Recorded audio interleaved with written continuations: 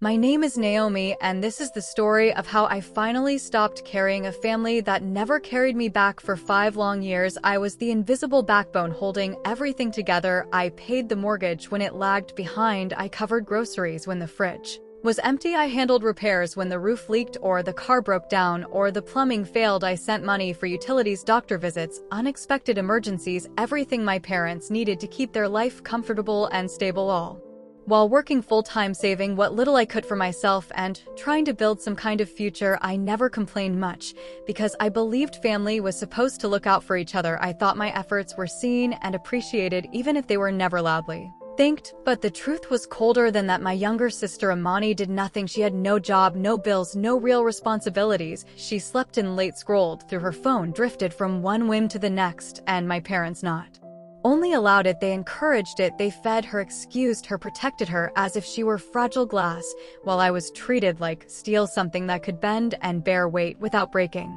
It all unraveled on an ordinary afternoon at their house. I had gone over like I often did to help with small things. My dad asked me to scan some paperwork because neither he nor mom liked dealing with anything digital or official. I sat at the kitchen table, sorting through envelopes and folders, routine stuff, insurance forms, tax documents, nothing unusual, until I saw one labeled estate plan. My heart gave a small uneasy thud. I hesitated because I am not someone who pries, but after years of pouring money into that house, wondering what would happen if something happened to them felt fair. So I opened it, and the words on the page hit me like ice water. The house, the savings accounts, the small investments, every meaningful asset, everything was left to Imani. My name appeared only once in a vague line about loving both daughters equally, but there were no provisions, no share, no recognition of the thousands I had given, just a polite footnote. My hands started shaking, not from dramatic shock, but from the slow burning realization that I had been erased from their future while still being expected to fund their present.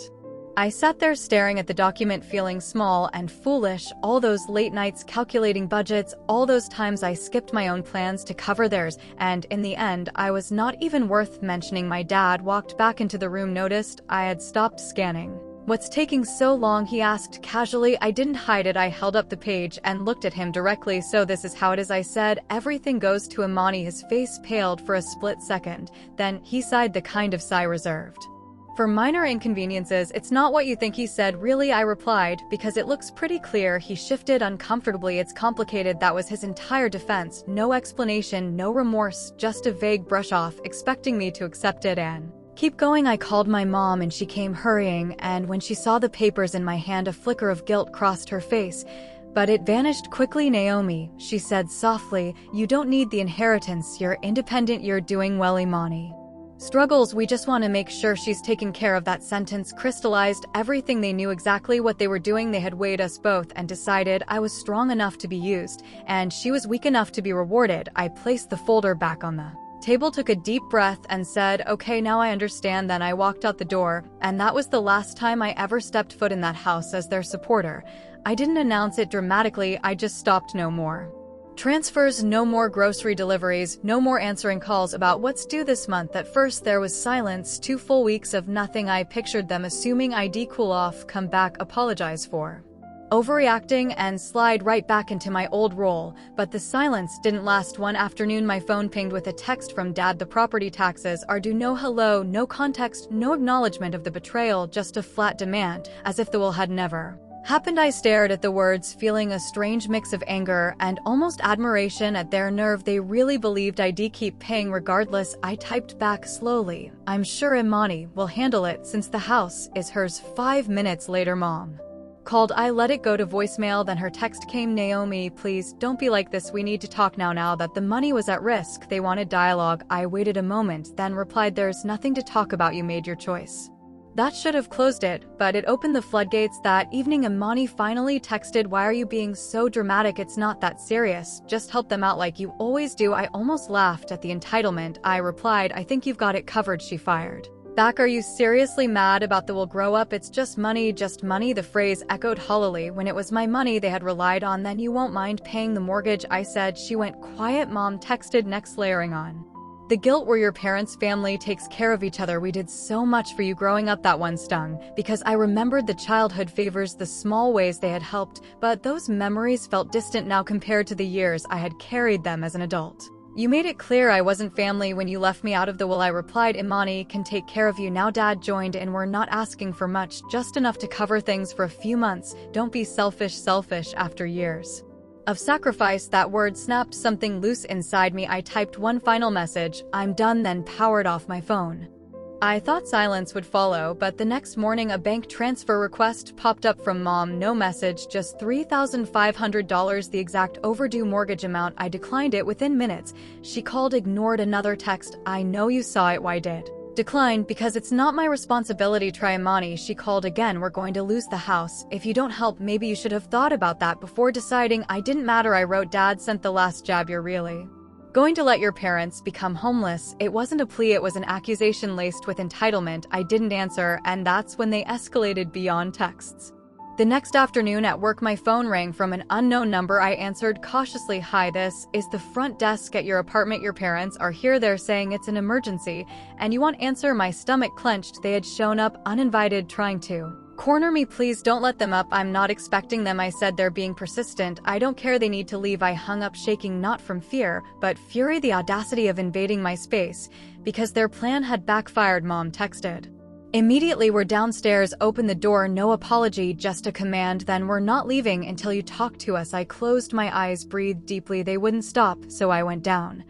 In the lobby they stood as a unit, Mom arms crossed, face set in disappointment, Dad rigid, jaw tight, Imani leaning on the wall, scrolling bored. When Mom saw me, she stepped forward. Naomi, finally, we need to talk. No, I said, you need to leave. She blinked, stunned. Excuse me, you heard me. You don't get to show up at my home and demand money. Dad scoffed. So you're really going to let us lose the house over a grudge? A grudge? I repeated. You mean discovering ID been erased after years of support? That's not fair, Mom snapped. We did what was best for the family, best for Imani, I said. The silence was thick. Imani looked up. I don't even want to be involved, she said. I didn't ask for this. No, I turned to her. You just accepted it. Her eyes narrowed. What do you want me to do? You're an adult. If you want the house, act like it. Get a job, pay the bills, stop expecting others to carry you. Mom inhaled sharply. She's your sister. Eve supported her longer than anyone. My support ended, I said. Dad's voice sharpened. You're being selfish. I laughed in disbelief. You decided she deserved everything, and I deserved nothing. Now you're mad because I won't fix your choice. Mom tried again. We thought you'd be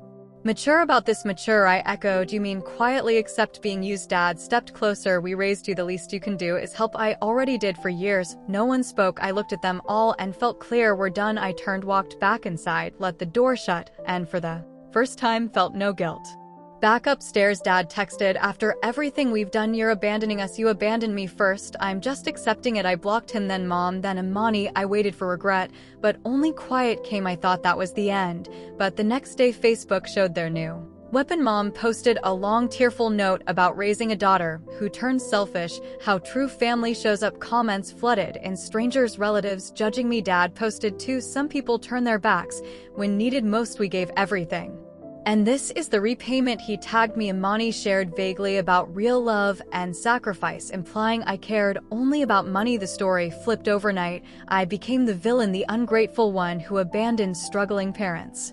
I could have stayed silent, let their version stand, but silence would make it true, so I posted my side calmly. No insults, no drama, just facts. The years of bills, groceries, repairs, discovering the will, the expectation ID keep funding, despite it. Family should mean respect, not one-sided obligation. I explained without naming them harshly, but clearly enough people understood. Relatives messaged privately, some apologized, others defended them, but the weight lifted because the truth was out. After that, the harassment slowed. Texts stopped showing up at my door, faded. Social media quieted. The house eventually went into foreclosure. They had to sell. Imani moved out, found sporadic work. My parents downsized. I heard bits through distant family, but I no longer asked. I started living for myself, took trips, rested, pursued hobbies, dated, met people who valued me without conditions. I grieved the family I thought I had, but I also found peace in the space they left.